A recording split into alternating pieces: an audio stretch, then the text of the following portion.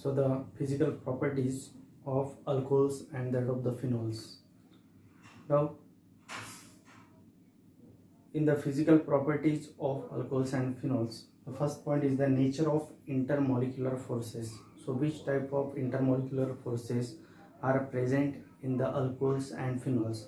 As you know that the alcohols and phenols having a OH group, that is the hydroxyl group, and this hydroxyl group or OH group is polar because oxygen is more electronegative than that of the hydrogen, and therefore oxygen carries a partial negative charge and hydrogen carries a partial positive charge, and therefore the OH group becomes the polar, and due to that the phenols and alcohols are becomes the polar.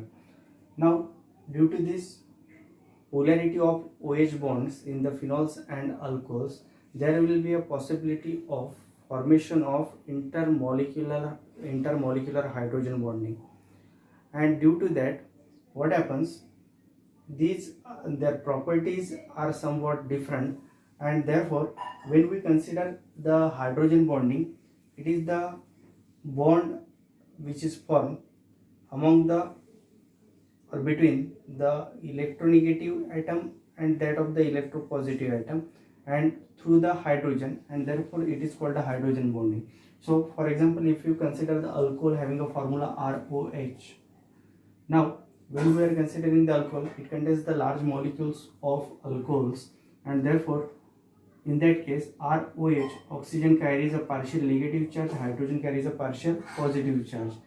And if we consider another molecule of alcohol, it is also having the oxygen carries a partial negative charge, hydrogen carries a partial positive charge, and therefore what happens, the oxygen of the one alcohol molecule get bonded with the hydrogen of the other alcohol, because both are having, for these two atoms, oxygen of first alcohol and hydrogen of second alcohol are having opposite charges, and as you know that there is always a force of attraction between the opposite charges, and therefore there will be development of bond, and the name of that bond is called the hydrogen bond. So all the molecules which are present in the alcohols are bonded with each other by the intermolecular hydrogen bonding. There are two types of hydrogen bondings, intermolecular and intramolecular hydrogen bond.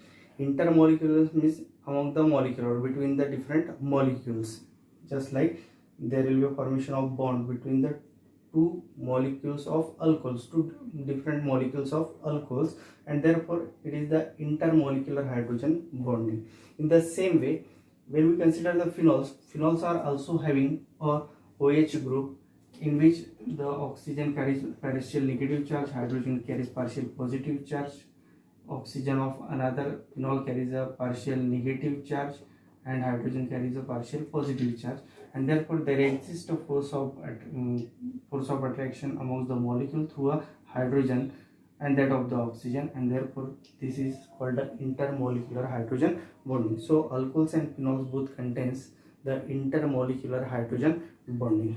Next, what is the physical state of alcohols and phenols? When we consider the alcohols, generally lower alcohols are colorless, toxic, having a toxic liquids. These are present in the liquid state, having a alcoholic odor, characteristic alcoholic odor. So the lower alcohols, just like ethanol, methanol, these are the colorless toxic liquids having a characteristic alcoholic odor. Now when we consider the phenols, phenols are the colorless toxic solid having a characteristic carbolic or that of the phenolic odor or smell. So these are the physical states of the alcohols and that of the phenols. Now next we have to consider the boiling points. Now as you know that as the molar mass of the compound increases, then its boiling point also increases. So if when we consider the alcohols and phenols, in alcohols and phenols, if there will be increase in the molar mass, there will be increase in its boiling point. And what is the reason?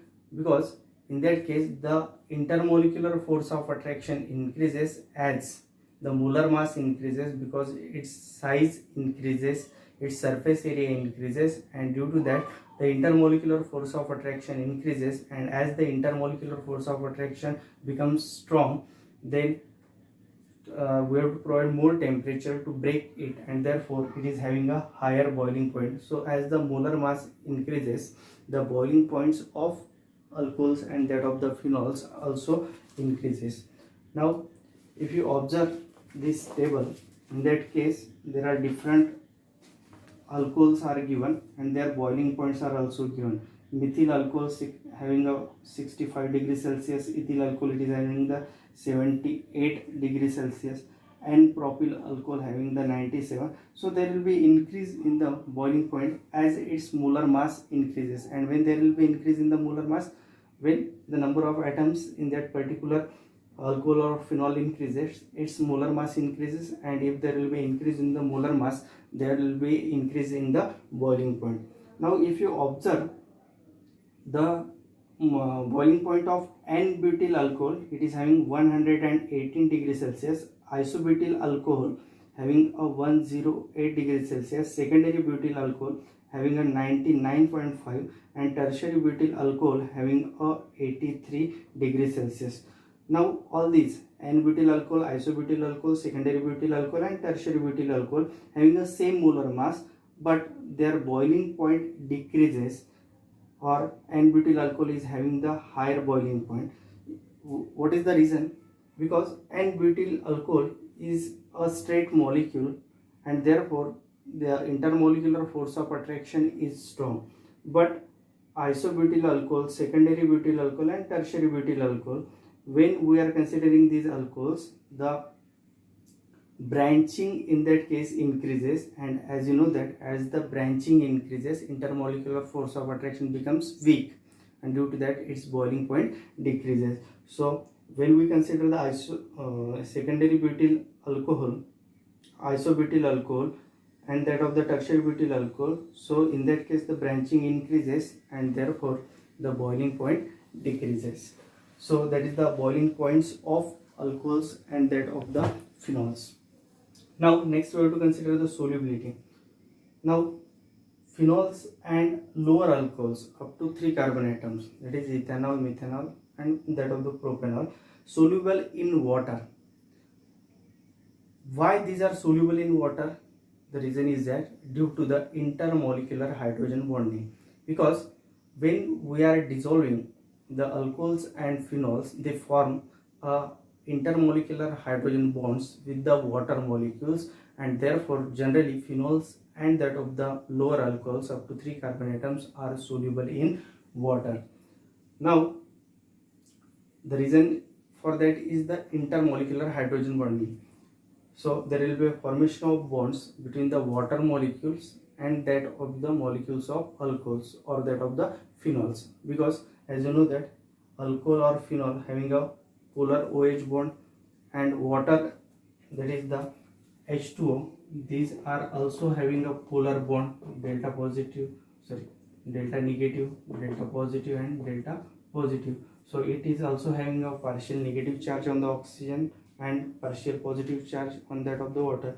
Now when it comes in contact with the water or phenol or that of the alcohol, the oppositely charged atoms attract each other and form the hydrogen bond. So there will be a possibility of intermolecular hydrogen bonding in phenols and that of the water molecules, or in alcohols and that of the water molecules, and therefore phenols and alcohols are soluble in water.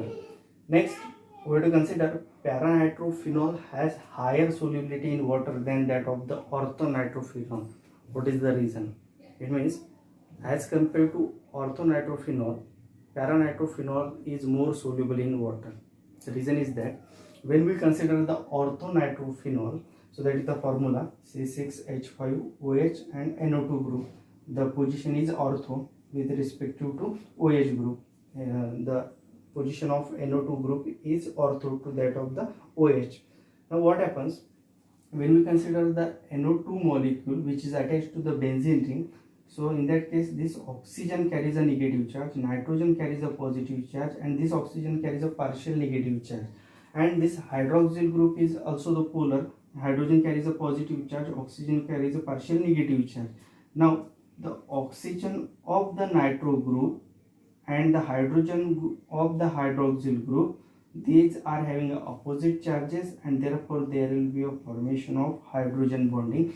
But this hydrogen bonding is called intramolecular hydrogen bonding. It is called a intramolecular hydrogen bonding. Why it is called a intramolecular hydrogen bonding?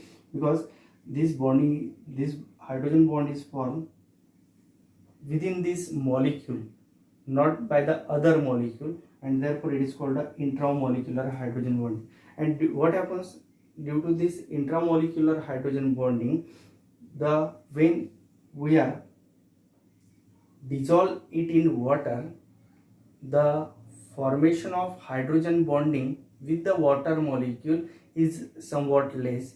There will be a formation of weaker bonds with the water molecules, because the atoms which are involved in the hydrogen bonding are already involved in the intramolecular hydrogen bonding, and therefore when we are adding it in the water, it cannot form the strong bond with the water molecules, and therefore becomes the less soluble in the water.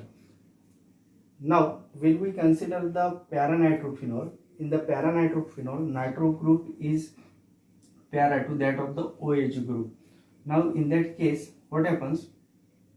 Now due to the large distance, or their orientation is opposite, hydroxyl group is opposite to that of NO2 group, and therefore they cannot form the intramolecular hydrogen bonding.